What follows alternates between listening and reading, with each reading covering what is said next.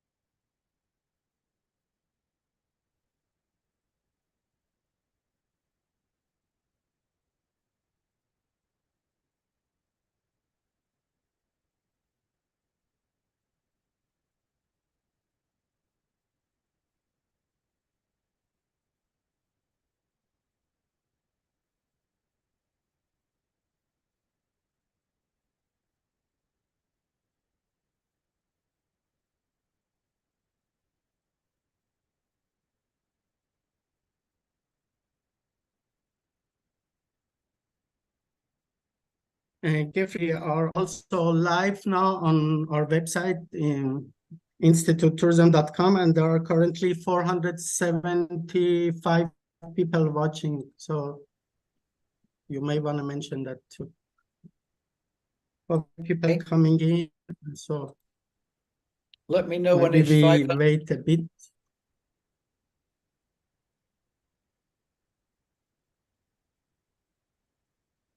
Yeah, I'll wait 2 more minutes, Reza. Okay.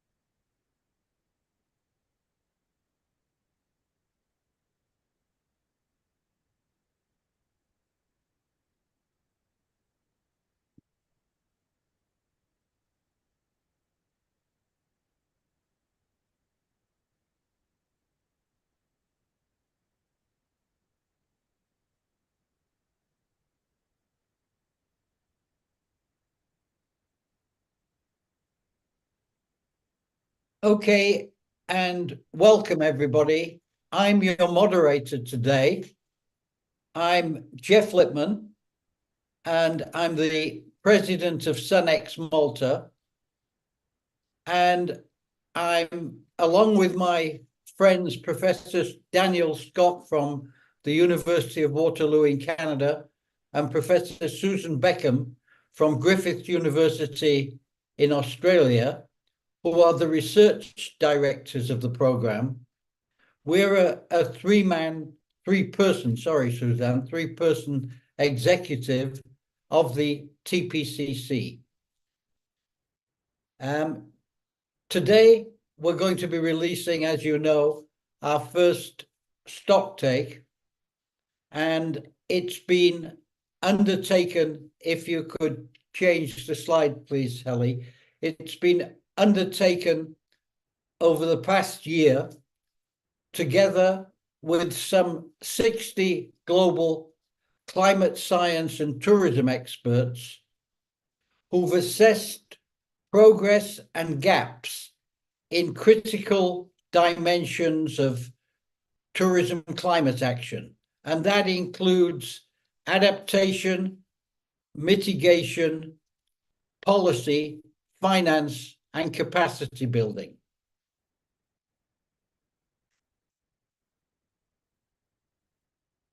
Daniel and Suzanne will first discuss the main broad findings. You can see on the left of the screen here the agenda, and Daniel and Suzanne will discuss why we need to go further and faster in our climate response actions.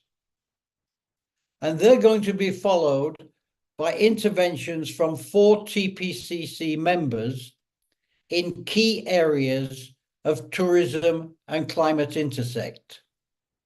Professor Paul Peters from the Netherlands will cover transport. Assistant Professor Yayen Sun from Australia will talk about the economics. Dr. Anu Lama of Ecomod in Nepal will reflect on mountain tourism, and Dr. Api Movono from Fiji will deal with small island challenges. And I think you can see what we've tried to do is we've tried to cover a wide range of aspects of tourism and climate change. And we've also tried to bring a global context to all of this. And then following all of this, we'll have time for questions and answers with the audience out there. I gather we've got over 100 people on the Zoom and some 500 out there on Instagram and YouTube. And we hope to have all of this covered in the next hour to 90 minutes. So with that, I'm going to hand over to Daniel, who's going to lead us off on the main findings. Great, thank you, Jeffrey. Perfect. Let me also thank all of you for taking the time to be with us today. It's a busy time of year for everyone, and for those who are still at COP, perhaps, hopefully the next couple of days go well there. We want to begin by situating our tourism stocktake within the broader UN stocktake process, which was a new 5-year cyclical process to review the state of climate action with the aim to strengthen responses around the world to achieve our Paris Climate Agreement goals. The countries that are the signatories to the UN Framework Convention on Climate Change agreed to provide their national stocktakes in 2023 and then every 5 years after that. And many of you will have seen a summary of those first country submissions came out in late September, early October, and they indicated that emission pathways were not on track, current adaptation was not up to the task of emerging climate hazards, and much greater climate finance was urgently required. And although sectors are not parties to the UN Framework Convention on Climate Change, nonetheless, both the IPCC and the UN Framework Convention on Climate Change were very supportive of sectoral stocktakes. In fact, when Jeffrey mentioned what we were up to the new chair of the IPCC, he was very enthusiastic of what we were doing and wished that every sector was doing something similar. To our knowledge, there is only one other sector-based stock take. It was supported by the Bezos Earth Fund. It looked at 8 different sectors. It had 42 different metrics that they evaluated, and what they found was only one was on track for its 2030 targets. So because tourism is highly influenced by both what countries are doing, what other sectors are doing in terms of their climate action, the insufficient progress that we see in those stock takes foreshadows our findings a little bit. So while at times you may see our findings are a bit sobering, it's important to emphasize that tourism is not an outlier in this respect. For as the UN Stocktake has shown, it's the world that needs a course correction to move further and faster to avoid dangerous climate change. So our Stocktake is based on the best available science. It's focused on these 6 themes that Healy's put up that are shown here. Each of these is essentially a sector or a section in the report. We have 24 key findings, 41 metrics that examine each of these themes in different ways. And we don't have time this morning, this evening, wherever you are, to go through all of them. So instead, what Suzanne and I are going to do is we'll discuss a couple of the key findings from each of the themes. In each case, we'll provide illustrative metrics, as well as a couple of examples of innovation or progress, the type that we need to see scaled to pursue our climate action goals. There's a much more detail in the report, and we hope that you'll all take the time to have a fuller read when your time allows. And with that, I'm going to turn it over to Suzanne to start us off with the emissions and mitigation. Right, thank you, and warm welcome from me also. Thanks for joining this low carbon, almost zero carbon Stocktake launch. It's great to have you all online. Now, we looked at tourism emissions and also progress on mitigation, and I will also share a sort of umbrella finding on the mitigation gap and the costs that that gap imposes on the world. So on the next slide, we just pulled out 3 of the main findings to illustrate what we found in the emission space. So the first one, finding 2 in the report, is about global emissions. Tourism makes up about 10% directly and indirectly. As a summary, and as Daniel said, not so different from the rest of the world, tourism is not on track to achieve the reduction pathways that are required, either for the Paris Agreement or for the sector-led initiative of the Glasgow Declaration on Climate Action. Here we would have to reduce emissions by about 50% by 2030, ideally relative to 2019. When we look at tourism transport in particular, and we hear a little bit more from Professor Paul Peters soon, we found that transportation emissions, so this is direct transport of tourists traveling, have increased significantly since 1995 to 2019, which is the base here that we are using for the Stocktake, because we don't want to capture COVID-19 related trends. So 2019 is pretty much the year of the Stocktake. So those emissions have increased by 65%. A key driver of that is that people travel further distance on average, and the share of aviation as a transport mode of arrival has increased. Now, air travel now makes up 75% of direct tourist transport emissions, which is why it's just so important in addressing aviation emissions. We also review the technologies and mitigation options available for aviation, and we conclude that with what's available in the moment and the scale of aviation, let alone growth expectations, it will not be possible to fully mitigate aviation's climate impact. There are some pathways around sustainable aviation fuels, which we recognize, but we also draw attention to some of the limitations and sustainability issues that may arise. Zero emission technologies like electric and hydrogen flights will likely become more important after 2040. Rail travel already in some countries is starting to replace short-haul aviation, and this bears quite some potential. In particular in Europe, of course, there's rail infrastructure where this is happening, but also China, India, Middle East and North Africa. So we find that already rail is the lowest emission form of transport, simply because it's a form of mass transit. And the more we electrify rail, and this electricity, of course, is based on renewable energy, the more we enable the low carbon transition for tourist transport. Next slide. We also want to highlight tourist accommodation because it's such a central part of the tourism sector more widely. We do focus on hotels because this is where data availability is still the best. Generally, data is very difficult to obtain globally. The timeline that we had here is only 3 years, 2017, 18, and 19. In that time, we do see a slight improvement in carbon intensity or greenhouse gas emission intensity. However, when we dig a little bit deeper, we find that the actual energy consumption per room has remained steady. This means that any improvements in carbon footprint are due to the decarbonization of the electricity grid rather than hotels becoming less energy consumptive. Now, in reality, of course, the accommodation sector needs to do both.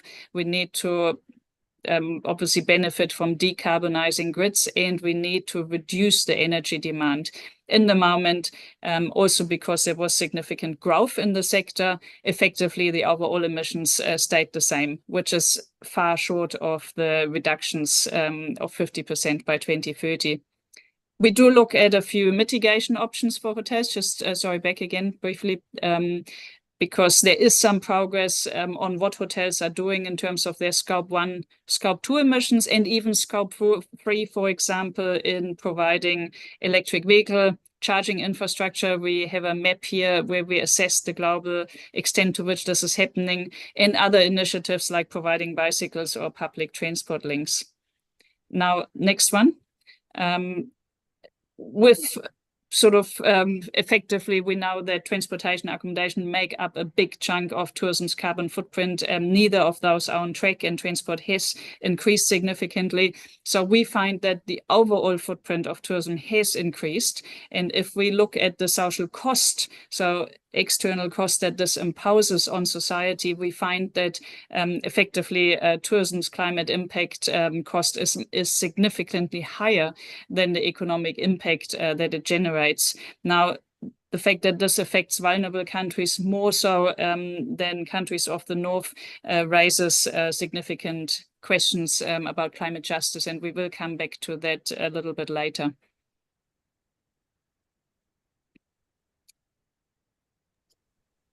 Thanks, Suzanne.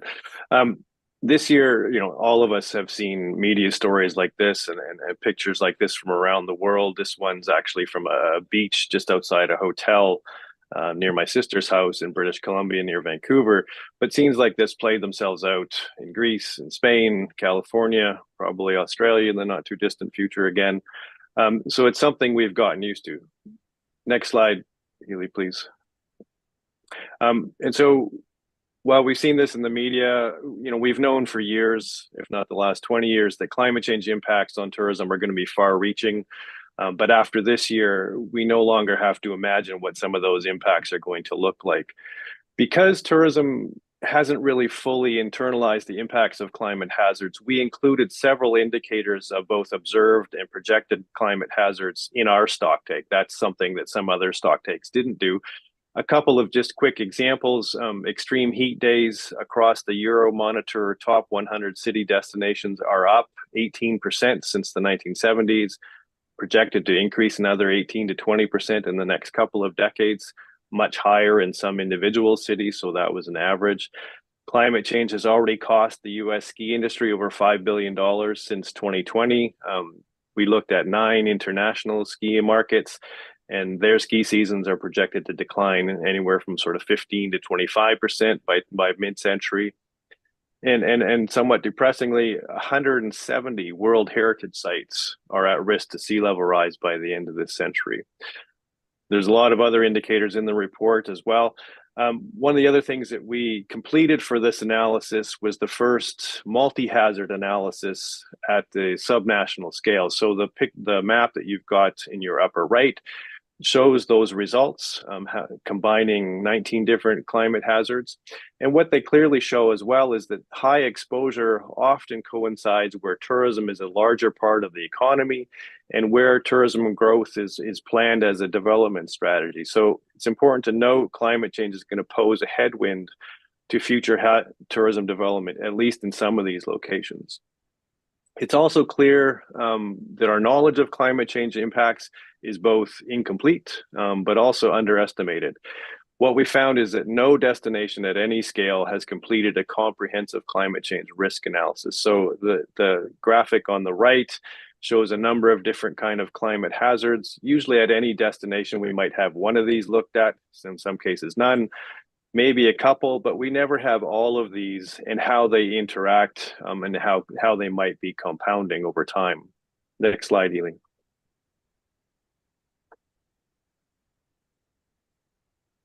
Ely, next slide, please. Thank you. As the IPCC and the country stocktake that have both concluded, we know far too little about the state of climate change adaptation in the tourism sector as well. A UNWTO survey found that only 4% of tourism organizations that they surveyed assess or monitor their climate adaptation strategies. We found that less than half of the national adaptation plans consider tourism, including some countries where tourism is a huge part of the economy, where they're highly vulnerable, according to that map on the last slide as well. This is to our detriment because it's clear that all destinations are going to have to adapt in some way. We need to know what works, what doesn't, and why if we're going to be able to optimize the massive future investment that is needed in adaptation.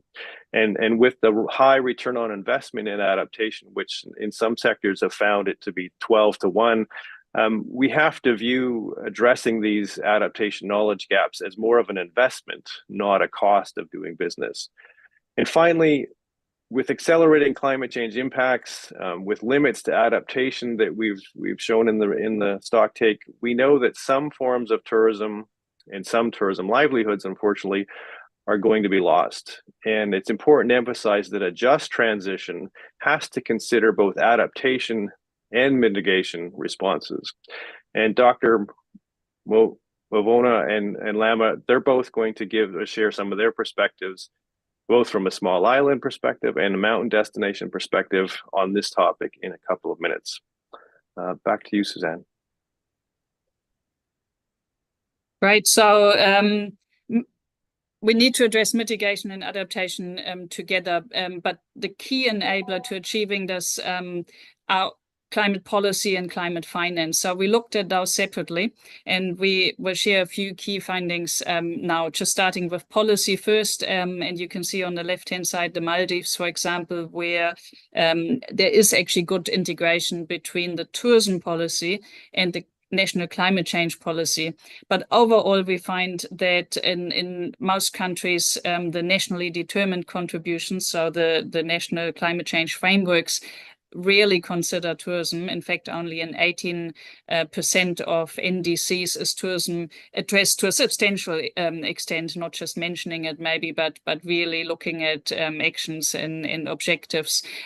So there's a lot of room for tourism ministries to reach out to their national climate focal points to make sure the needs of the tourism sector are met. And likewise, tourism strategies or master plans really need to look at future climate risk, including carbon exposure. As a separate point, of course, and given the significance of aviation emissions that we mentioned earlier, the treatment of aviation, international aviation and shipping, so that concerns cruise ships, separately from national climate policy, is a problem. We can see that the existing governance arrangements have not managed to date to really address effectively those international transport emissions. So that's something that needs to be worked on quite rapidly. There's a lot of interest in at the destination level in many countries around the world in sustainable tourism management more generally, but also climate change, both carbon reduction and resilience building. But we do find actually very few examples where this is already translated into tangible action. So on the left, you see an example from Flanders in Europe, where climate change really is addressed with specific targets and pathways. Overall measurement at the destination level at this point is quite limited. Next slide. Climate finance is absolute key to the transition, and that could be direct government funding, or it could be international finance, or it could be private sector new financial instruments. But what we found at this point is that many governments around the world continue to invest into high carbon tourism infrastructure. So we were particularly interested in airport projects, again, because of the significance of aviation. And we found that globally, the investment into current airport expansions is $601 billion. So that's significant, but even more so, the majority of that is funded by governments, 68%, and then there's 30% of public-private sector partnerships. So that comes alongside ongoing fossil fuel subsidies, and that's obviously an issue beyond tourism, and one of the core topics, of course, that needs to be resolved at the current COP28 in Dubai, where fossil fuel consumption and production really in the first place really needs to phase out. So these subsidies hinder the low carbon transition, and the money that's spent on that should be unlocked to truly support a green transition. Now, there's interesting climate finance approaches coming up. We just showed the example here of the Seychelles, where there's it builds on the idea of nature for debt swaps here, in particular focused on climate adaptation. And we looked at global tourism projects. So just one back. Global tourism projects that have been funded for foreign assistance between 2000 and 2022.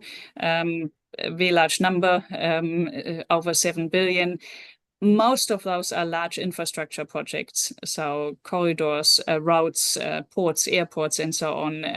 Then there's other smaller projects, 8% of which we could connect to climate action, mostly actually adaptation rather than mitigation. So I think in the future, the World Bank is starting to address that. Effectively, every project should have some climate component.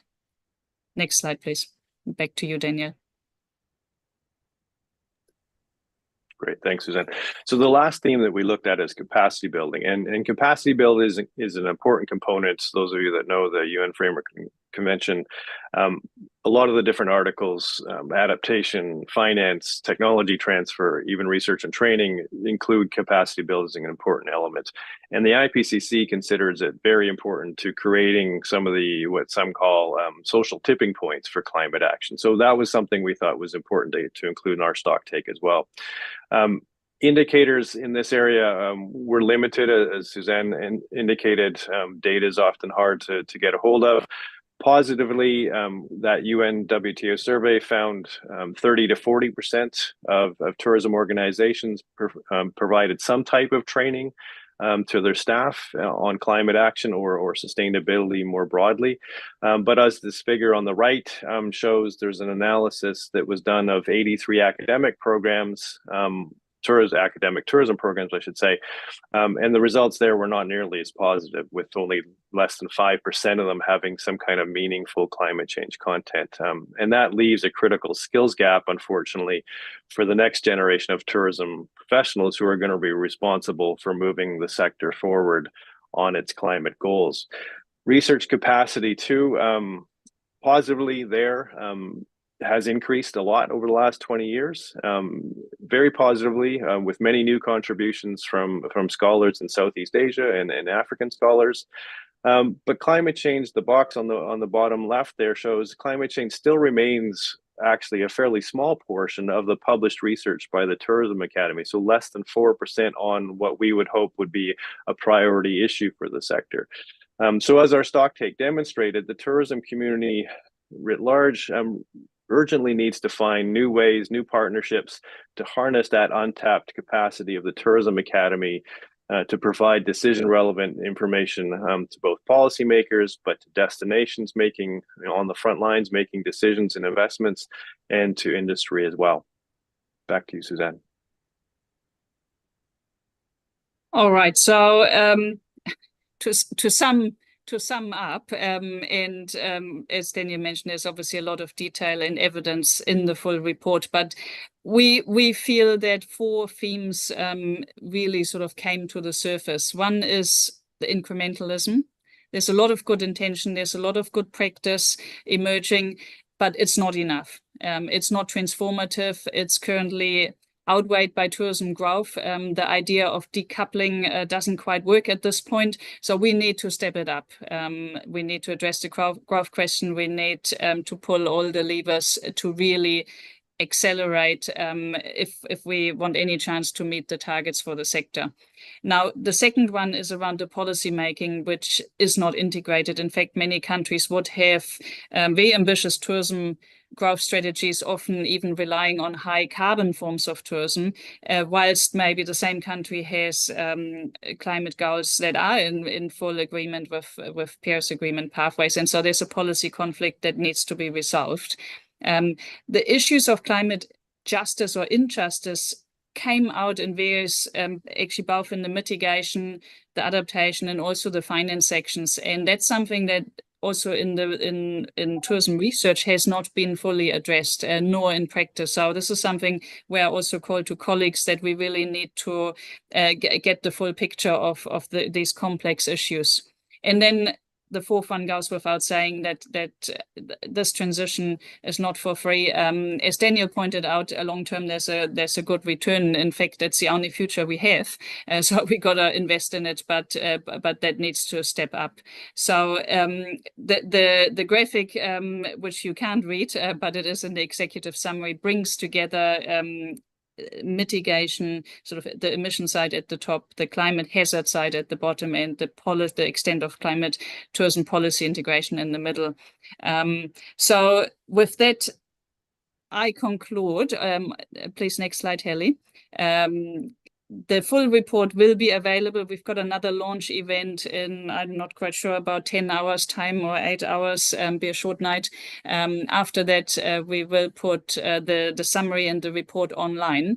And before I sort of pass to our 4 lead experts who shine the light on a particular issue, and then we have about 15 minutes or so for questions and answers moderated by Jeffrey again.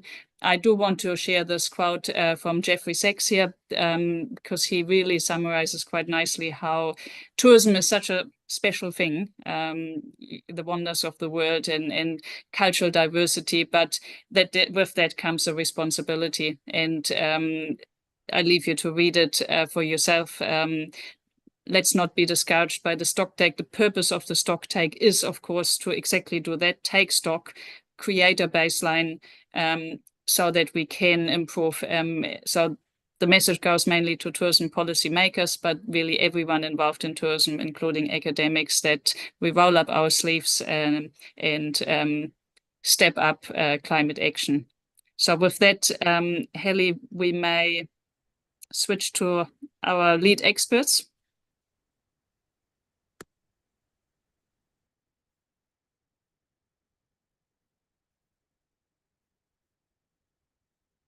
Tourism transport causes about 75% of tourism's carbon dioxide emissions. As global tourism statistics do not provide transport data, we developed the tourism transport distance model. This model is based on UNWTO and socioeconomic data.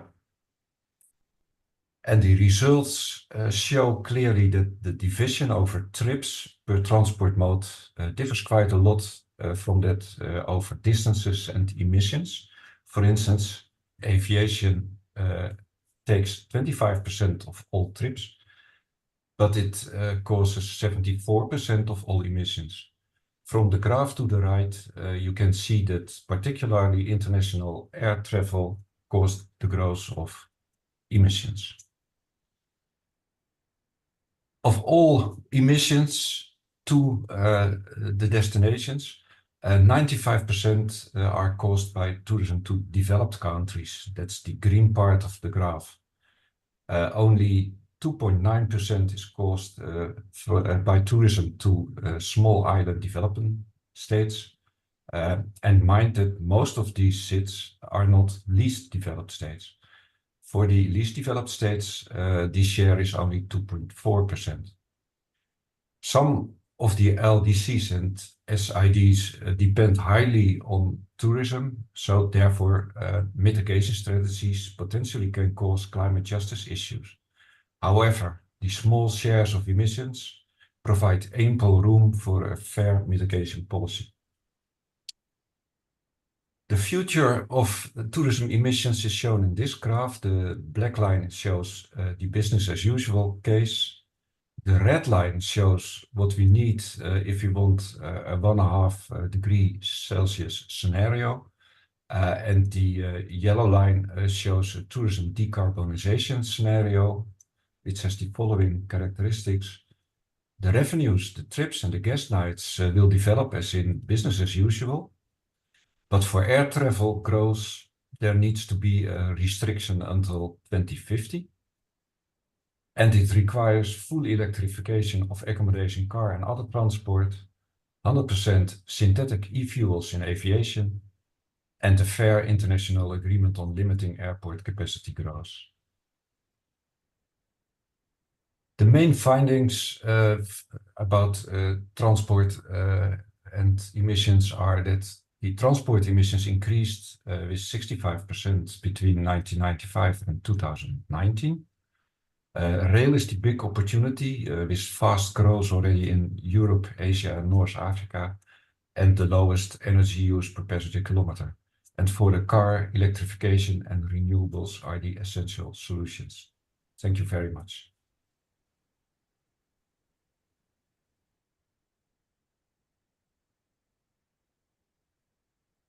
Next, I would like to give you some information about global tourism carbon emissions. Before the COVID-19 pandemic, the world sees about 1 billion international visits, along with a much larger scale of domestic travel.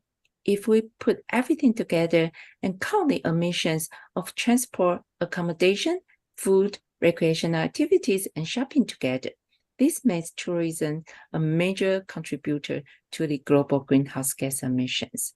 Currently, the sectors produce around 4.1 gigatons to 5.4 gigatons of emissions at a given year, and this constitutes around 8 to 11% of global greenhouse gas emissions.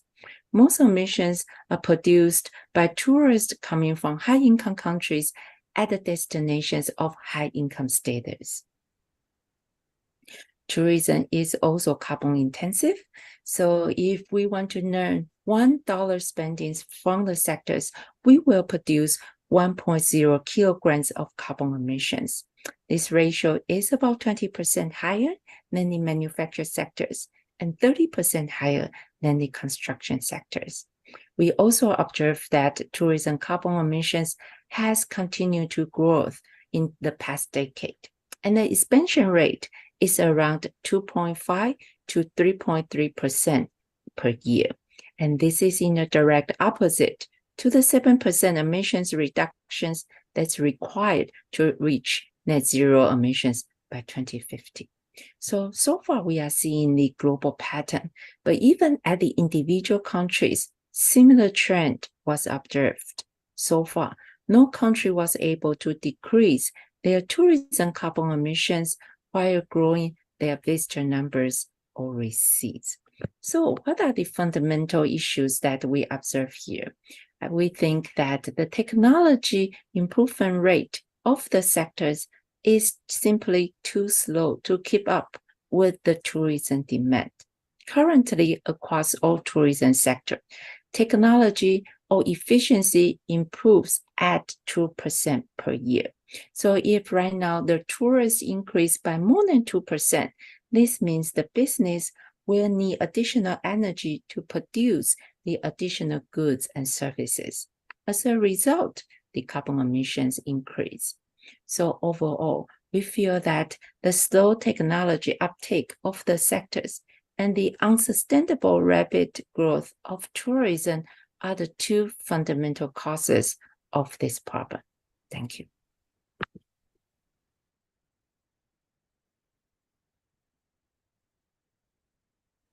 Nisambulo Vinaka, and warm Pacific greetings to you all.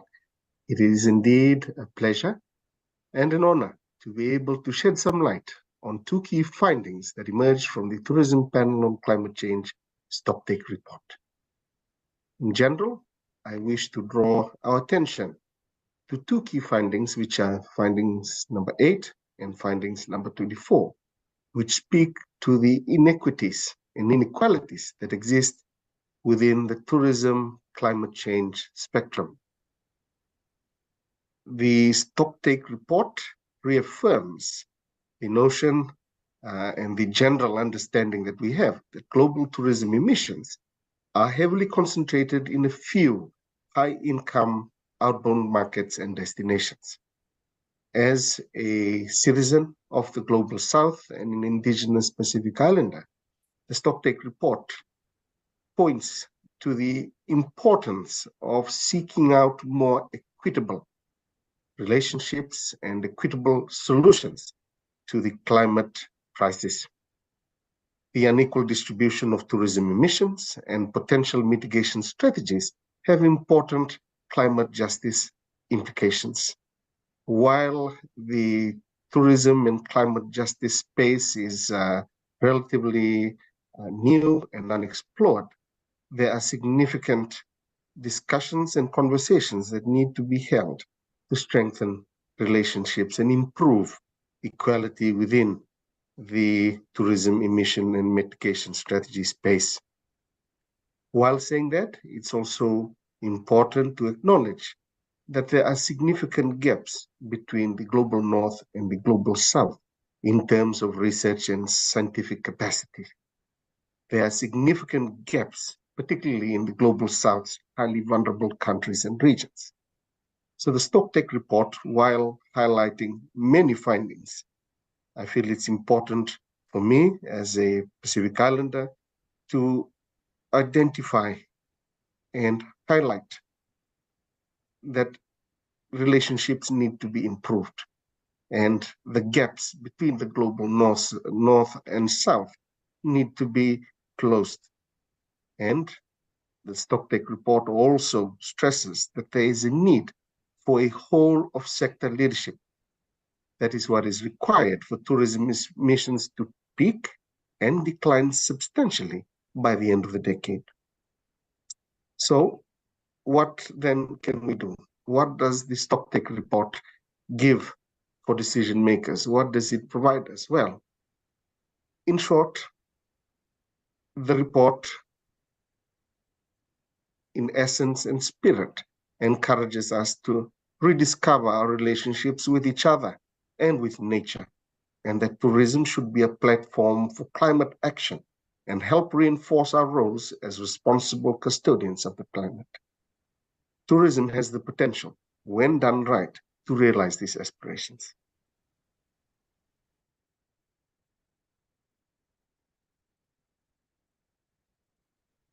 Good afternoon or good evening, dear participants. This is Anu Kumari Lama, working as tourism specialist at the International Center for Integrated Mountain Development.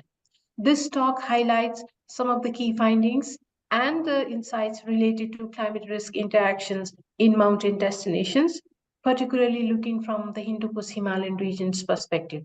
The Hindu Kush Himalayan region is one of the world's largest, the richest, but also the most fragile mountain ecosystems of the world.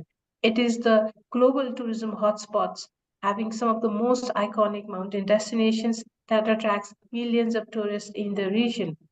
Tourism has a very special place in our region as it contributes to sustainable mountain development, particularly looking from the perspective of reducing poverty, bringing wider economic growth, and also generating investments. However, the mountain destinations are also facing multiple climate change impacts and complex interactions. In particular, the tourism development pathways coupled with the climate change impacts, are resulting cascading tourism and climate risks in the Hindu Kush Himalaya region. And this is increasing the vulnerability of the people, the tourism industry, the economy, as well as the region. And therefore, we need strong policy actions and investments to build resilience of the people, the economy, and tourism in the region. And some of the regional and national policies like Moving Mountain 2030 Strategy, Nepal's National Adaptation Plan, and Bhutan's Tourism Levi Act are important provisions in promoting climate actions in the region.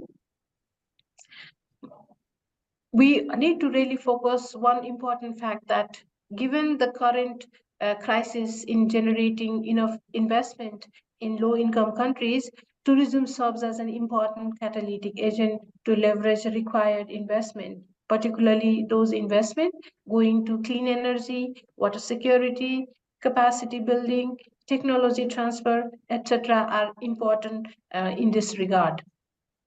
So what we can say that, the key message going out from this exercise is that we need to promote integrated approach, addressing the risks generated from multiple climate and tourism risks. But this needs to be supported through a strong policy actions that attracts investment for climate resilient tourism development in the Hindu Kush Himalaya region. Thank you.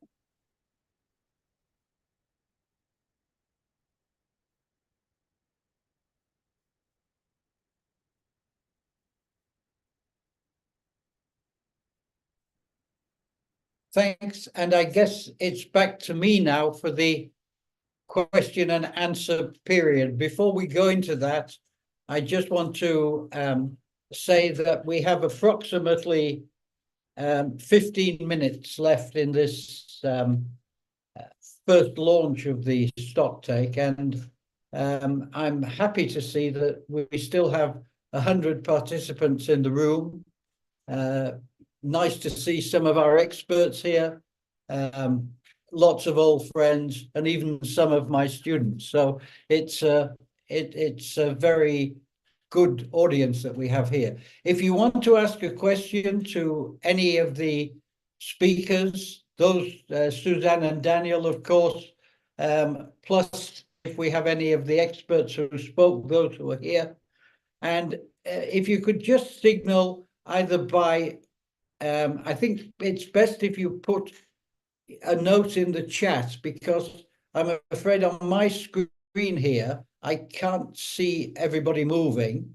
I can most people's videos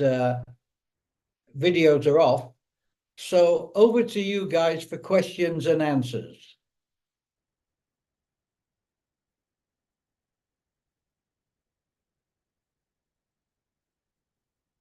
Okay, Chris Warren, nice to see you, Chris. Given this performance from tourism, does this mean certification has failed? Suzanne, Daniel, would either of you like to comment on that? I give it a first shot. It's a great question. And of course, you know the answer better than many other people, Christopher. I think it's not necessarily the certification as such, but it's the scale. Because if we think of how many, I mean, you know the numbers for Australia, we've once looked at those, the share of tourism businesses that go through any of these programs is minuscule. And so that comes back to the scaling that we talk about. And then, we've got we found plenty of examples with good practice, and that includes certified businesses, but is far outweighed by just business as usual. And that's why the overall trends just can't catch up. So and whether it's via certification or otherwise, but we need to scale that good practice. Yeah, Suzanne, let me just add one. Sorry, Daniel, did you want to come in? No, go ahead. No, okay, I just wanted to say, I don't think it's failed, but we shouldn't think, as we did 25 years ago, that it was going to be the answer. It's one part of a basket of solutions, and it hasn't failed, but Suzanne's point is right. This problem is a problem for everyone, and certification doesn't cover anything like small portion of it. And last point, if it did, it would turn us all into kind of bean counters. I'm much more believing that what we're talking about here is a change in mindset and a change in behavior. And that's going to come from the big drivers. It's going to come from the big corporations and big companies, big airlines, big hotels, who are responsible for most of the emissions. Daniel? I just add to 2 quick points. Christopher, you can answer this question, as Suzanne said, better than probably anybody on the call. But in the certification processes, I'd actually like to see either the climate change elements strengthened or added, depending on the certification that one's talking about. The other way I'd connect this is, I think it will become useful to connect the certification, the data collected, the reporting related to that, with climate change disclosures, which are going to come. Certainly, as Jeffrey said, for the big players, that's going to be mandatory on many stock markets, probably within the next 1 to 3 years, both in terms of climate risk and the carbon risk. And I think if that trickles down into some of the certification process, that will actually be a good thing for those who use the certification, because the banks and other investors are going to ask the same questions of smaller players as well. So if you're getting that information through the certification process, that's a useful thing to add as well. Thanks, Daniel. I see another question here from my good friend, Mario Hardy, and good to see you here, Mario. Thanks for joining us. Mario asks, does the calculation take for account emissions from tourism construction, hotels, resorts, airports? Daniel, Susan?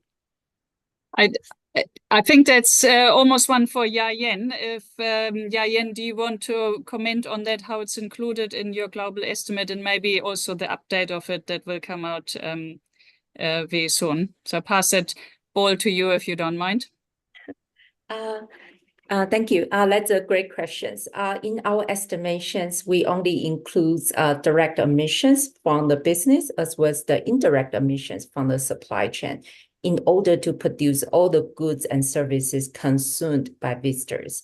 So what you're saying that whether we have considered the emissions from the constructions, no, our number has not included that element. But I think that's a legitimate element to be included. And if that's been part of the calculations, the number would be much bigger than 10%. So I think that's an area that's currently under research, but should be included in the global assessment. And right now we are doing an update about the global tourism carbon emissions to 2019. And the number, in fact, is much bigger than some of the values that's shared by the WTTC report. But hopefully we can share some insights in very soon. Thank you. Yeah, let me just respond also by saying this stock take is part of a 3-year process. Year 1, we established the TPCC. It didn't exist before.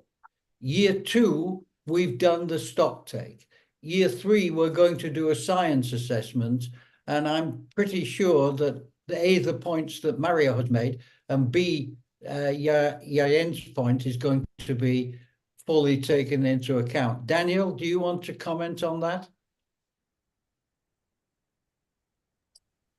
No, I think Yayen set out quite well what her input-output models currently include, but also that is a great question, and to get our heads around both the legacy of construction, but new construction going forward to meet the growth in tourism is something we should look forward to, and developing methods to take a look at that.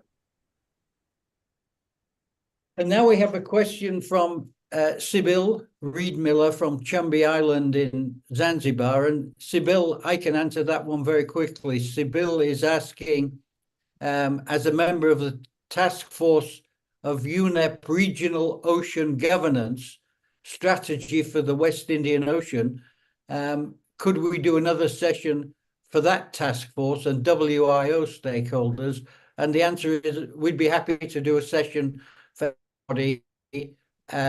This is information for the whole sector and beyond the sector to those people who we interact with. So Daniel, Suzanne, and I are happy to do this anytime. Michael Barrett, the airport industry has been monitoring its carbon footprint, introduced a carbon accreditation program some years ago to acknowledge efforts by airports. Should the stocktake not encompass this important sector of the tourism industry? Let me say, before I hand this over to Susan and Daniel, the ACI and the airport industry were ahead of the game. But, and it's a rather big but, their calculation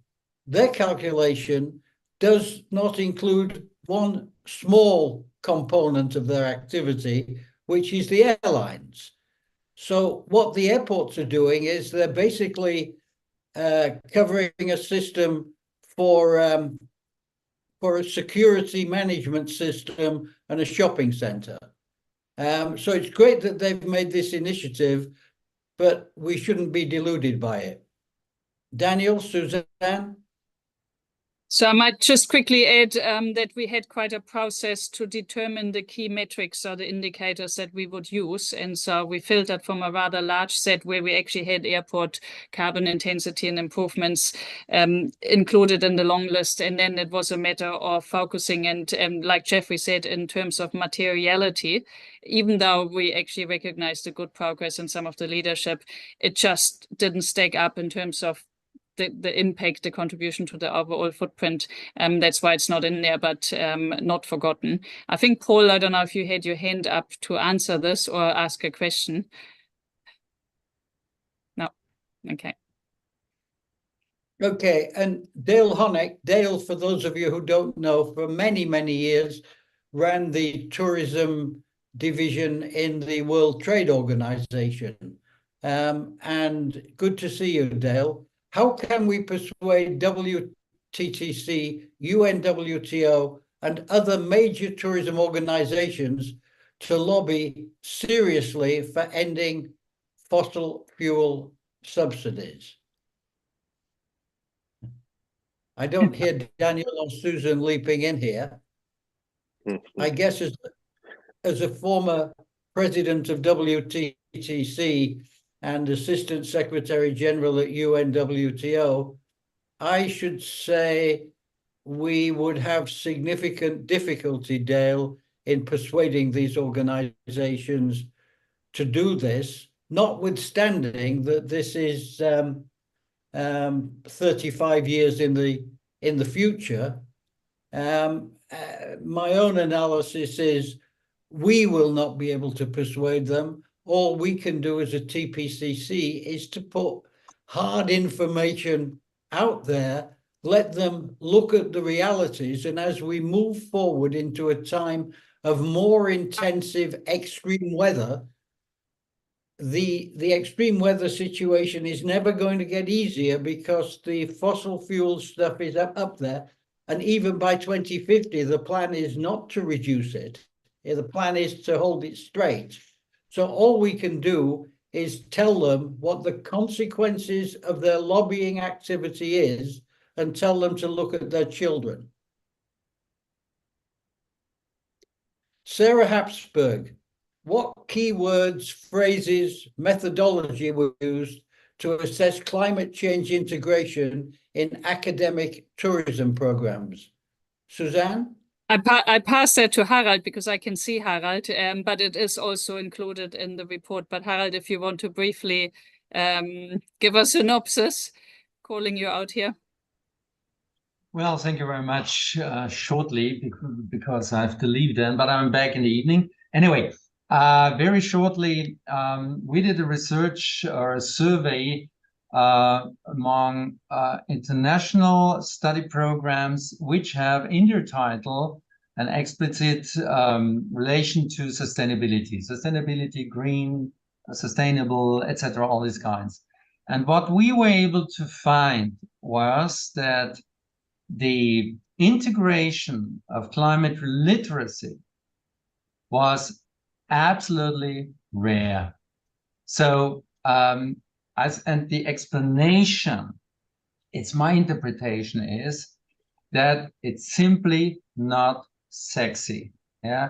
So it seems to be a contradiction to attract students, customer, in order to teach them how to make good tourism, and in the same time showing them, yeah, but principally we have a big problem with this. So there are very, very few programs which are directly specialized on climate change, climate literacy, but in general, but very rarely with tourism and climate change. So this is the absolute exception. And I think another explanation is also that still in this systemic interconnection, those who are doing the research in tourism and climate change are less integrated in teaching and promoting and developing curricula. So we have to be more active in penetrating the teaching market, but we can't do all. Thank you very much. Thanks, Harold. Thanks, Harold. And you, Suzanne, you wouldn't expect me to let the opportunity to pass to say that at Sunex Malta, we do have, I think, the only dedicated program, a postgraduate diploma on climate-friendly travel. And that takes account of Paris 1.5, the SDGs, and nature-positive tourism. And that also is a good lead into the question from Benjamin Carey, who's asking, every tourism strategy that he's worked on tries to align tourism development with the SDGs and promote climate resilience and adaptation. But ultimately, it's up to the client governments to adopt or not. And his question is, what can UN agencies do to compel all countries to change direction to address the climate emergency? And let me again come in quickly and say, all of you know, the UN is as strong or as weak as its membership is. UN is based on ultimately the sovereign rights of governments to participate. It has limits to its capabilities. It cannot readily compel people to make changes. And again, as an observer, I would say if you look back over 50 years of UN activity on climate change, back to the Stockholm Conference in 1972, the first Earth Summit, I think you'll find that the UN has worked incrementally, as Suzanne's slide show, to push governments in a certain direction. I think it's hard to imagine the UN doing more than pushing on the one hand. And as the situation from the real world gets more challenging, we can only hope that governments will see the light. But Ben, I don't think anybody is going to be expecting the UN to have any powers to compel people to change that direction any more than they can do it on the wars that are waging in Ukraine and in the Middle East. We're almost coming to the end. Sorry, somebody wanted to say something. It's me, Jeffrey. Daniel, I just two quick points on I guess positive ways forward on that question. One, I think if we can get tourism policy aligned to climate policy in countries, and get tourism in the NDCs of countries, that will move things forward at a country level. I think at the international level, finance is the key, and I think the World Bank, regional development banks, have a real important role both to play in terms of developing new tourism strategies. We've seen some good progress in the Inter-American Development Bank in some of the tourism strategies in the Caribbean, but then following that up with any official development assistance has to meet some of those same criteria as well. So not just developing the plans, but the money that goes to support them afterwards, I think is a key way to move some of that forward. Thanks, Daniel. Look, I'm seeing in the questions that I can't even read them, but there are 7 new messages. Can I ask you, can I make the following proposal? we'll continue this till we've covered all the questions that are currently listed. And after that, we're actually out of time now. Suzanne keeps electronically kicking me to remind me that we're a 60-minute session. My legs are bruised, by the way, with Suzanne's electronic kicking during the course of the last year, but I'm surviving. So Sybil has another question on plastic pollution. Sybil is asking that the UNWTO's Global Tourism Plastic Initiative is under-ambitious, too much targeting the corporate sector rather than the SMEs. Daniel, Suzanne, would you like to say something about what we found out about plastics in the stocktake? So it's obviously a huge issue, also one related to biodiversity, which we do address, and also the need for climate action to work much more hand in hand with biodiversity and ecosystem restoration. So in that sense, plastic is hugely important. It's also obviously related to fossil fuels, so we need to reduce plastic as well. We did not cover it in the stocktake simply because there's hardly any data. It would be very difficult to attribute. There were a few regional studies in the Mediterranean how much plastic is generated by tourism, but there wasn't enough to truly get a global picture on how much plastic and whether there's been any change. So I think if anything, the stocktake has, so we've got 40 metrics on data where we feel we can develop a trend, or we already did establish a timeline. Then there's a box of things that we feel more needs to be done, so we can write PhDs to the end of our lives. Plastic might be one of them, and it's linked to climate change. So it's a really valid question. Is it ambitious enough? I mean, it's in some ways, just like we concluded, we're not ambitious enough to really make a change on all of those issues. Thanks, Suzanne. I really would ask you to stop putting new questions up. You can message all you like. I'm going to run through 3 or 4 more. Burkhard Herbote is suggesting that there's a limitation to the UN system because normal consumers don't take these issues seriously and don't tune into the UN. And his question is how to get the attention of the real world. Daniel, Suzanne, any views on this?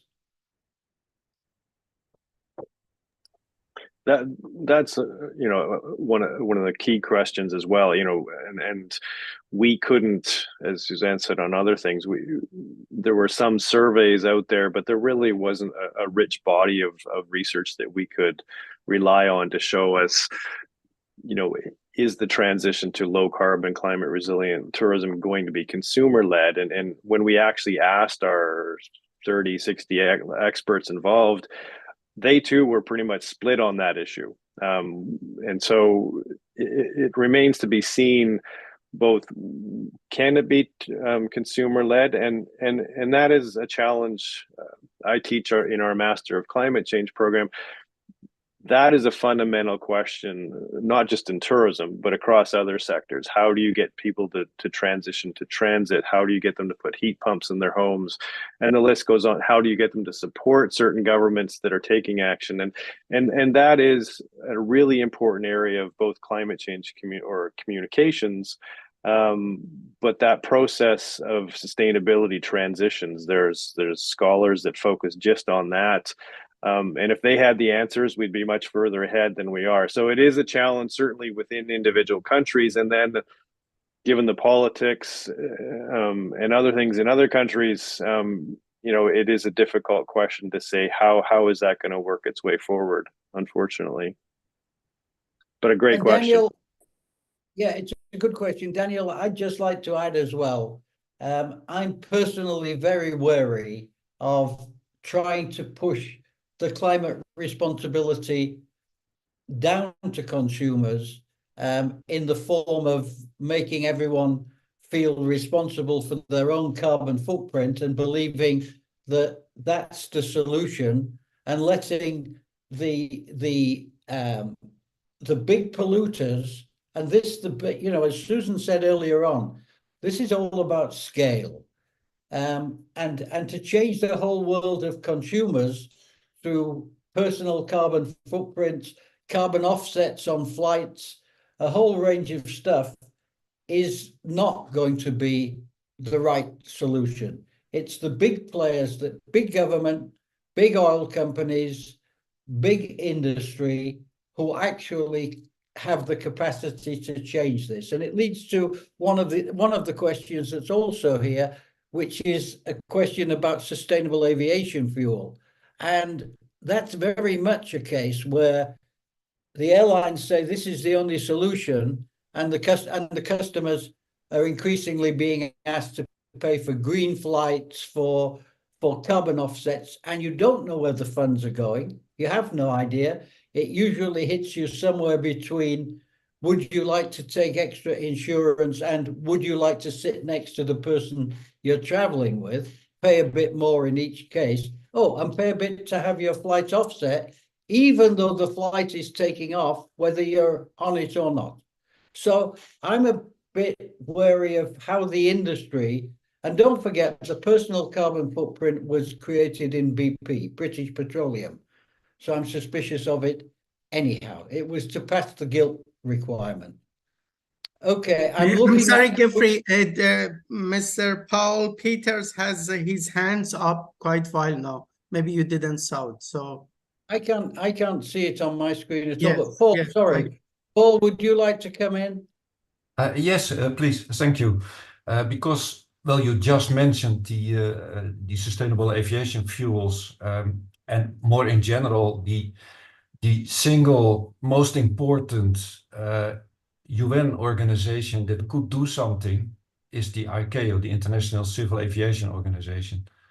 But so far they have just released their plans at the COP, and they are not going to make the difference. And the big issue is sustainable aviation fuels. That's exactly that's the only solution to reduce aviation emissions without simply reducing aviation, because there is no other technology. But the problem there is we don't have the renewable energy and the resources to create the amounts of SAF in 2050 to cover a sector, an aviation sector that has grown by a factor 2 or 3 compared to the current situation. So aviation cannot grow in such a scenario if it wants to go to zero. And the ICAO is the only organization that could organize in an orderly and in a fair way, looking also at issues of climate justice, as they did with the CORSIA program, by the way. So they have the whole system for that. They have it installed, but they have to do it. And when is ICAO going to do something if enough national governments demand from them to do things?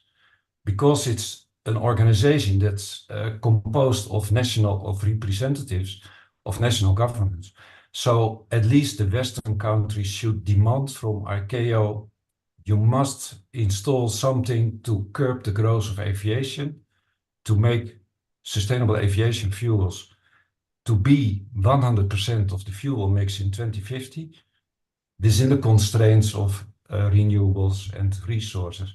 And I think that's some message also to even to tourism enterprises. Demand from your government that they go to ICAO. I mean, it's the 75% of the problem is with aviation. So that's maybe something to add to this. Yeah, no, Paul, your summary is as ever brilliant, but I just would like to add a dimension. The thing when you get to my age is that you've actually been there when a lot of this stuff has started. And you're right to identify ICAO, but ICAO does not operate independently. ICAO is hugely influenced by IATA. I was involved in setting up that influencing system. It's a very legitimate lobbying process, and IATA consists of all the airlines, and IATA has also created something called the Air Transport Action Group, And that encompasses aircraft manufacturers, fossil fuel providers, even ICAO is present in those meetings, and all of the people establish a common position for going to ICAO. So when you have that kind of lobbying force influencing ICAO, and you mentioned CORSIA, I can tell you the framework for CORSIA was conceived in IATA. And we might differ on whether it's a solution or not, but where we do agree, we need to have sustainable aviation fuel, and particularly for the small countries, least developed countries, and small island developing states who absolutely require this for their tourism. And if we don't take action to do something about that, if there is not a sustained initiative around that very issue, they will find that their biggest source of income, tourism, dries up, because it'll be like the COVID vaccine. They'll be the last people to get the SAF. And final point, I'm sorry, but this is a hobby horse of mine. The big fuel companies who've been making billions of dollars since 1980, when they knew about climate change, billions of dollars every day, every week, they say it needs something like 200 new refineries to create enough sustainable aviation fuel. And the question one should ask is, why don't you build them? You've got the money. Why don't you build them? And I don't think we're lobbying strongly enough in that area. I'm sorry, we are going to have to sort of pull this to an end. I can see there are still a lot more questions out there. I think we're going to have to try to respond to the questions, Daniel and Suzanne. Perhaps we can write some sort of a note after this meeting and cover the questions. Or if you are still awake, whoever's asked the question, come to the seminar tonight at 6 o'clock CET, European time, and we'll try and answer them then. So with that, I think it would be a good time. It's now 20 minutes over the time of this seminar. I know we could go on for a lot longer, but it's very late for some people. I want to thank all of you for participating. I particularly want to thank my colleagues, Suzanne Beckham, Daniel Scott, and Lee Helly, for all the work you've done in the background. And last but not least, to Reza Soltani for hosting this webinar at the Institute of Tourism. So with that, thank you, thank you, thank you.